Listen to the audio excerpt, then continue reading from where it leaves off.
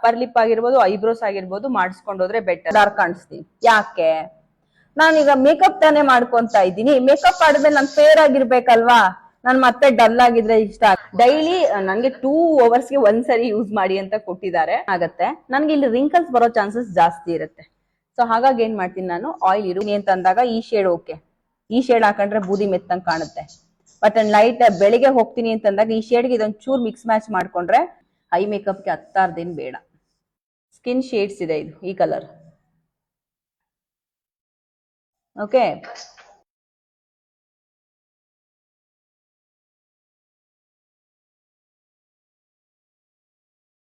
ಹಾಕೊಂಡಿದೀನಿ ಅಲ್ವಾ. ಇವಾಗ ಬಂದು ನಾನು ಲಿಪ್ ಕಾರ್ನರ್ ಸೈಡ್ಗೆ, ನೀವೆಲ್ಲ ಲಿಪ್ ಲೈನರ್ ಯೂಸ್ ಮಾಡ್ತೀರಾ ಅಲ್ವಾ, ನಾನು ಅದಕ್ಕೆಲ್ಲ ಇನ್ವೆಸ್ಟ್ ಮಾಡಲ್ಲ. ನಾನು ಡಾರ್ಕ್ ಶೇಡ್ನ ಲಿಪ್ ಲೈನರ್ ಆಗಿ, ಓಕೆ, ಲಿಪ್ ಶೇಪ್ ತೊಗೊಂಡ್ಮೇಲೆ ನಾನು ಇದನ್ನು ಯೂಸ್ ಮಾಡಲ್ಲ, ಒಳಗಡೆ ಫಿಲ್ಲಿಂಗ್ ಯೂಸ್ ಮಾಡೋದು, ಯಾಕೆಂದರೆ ತುಂಬ ರಾರ ಥರ ಕಾಣಿಸುತ್ತೆ ಅಂತ. ನೆಕ್ಸ್ಟ್ ಏನು ಮಾಡ್ತೀನಿ, 100 ಶೇಡ್ಸ್ ತೊಗೊತೀನಿ.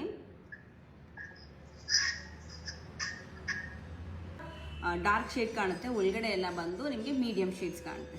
ಲುಕ್ ಹೆಂಗೆ ಅನಿಸುತ್ತೆ? ಪ್ರಿಟಿ ಅನ್ಸುತ್ತೆ.